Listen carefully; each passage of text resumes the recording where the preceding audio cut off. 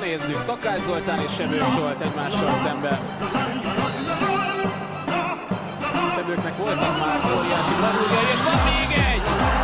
Aztán itt mit gondoljuk? Hát ez hihetetlen! Ez hihetetlen! Gyurica! Ez nem igaz!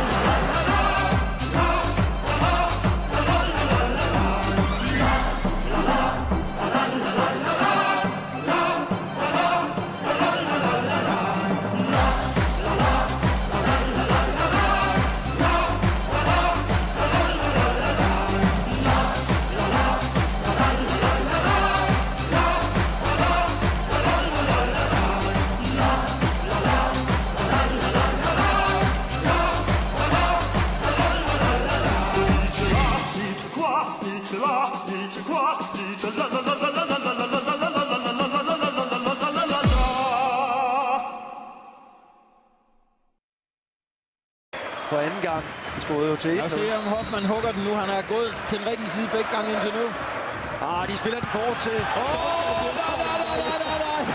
De har stort overskud her i aften. Brøndby, det er smart lavet det der, og så altså Morten Duncan, der får lov til at indøve finte. Men Hoffmann har selvfølgelig... Han gik så til den rigtige side. Ja. Hoffmann, manden.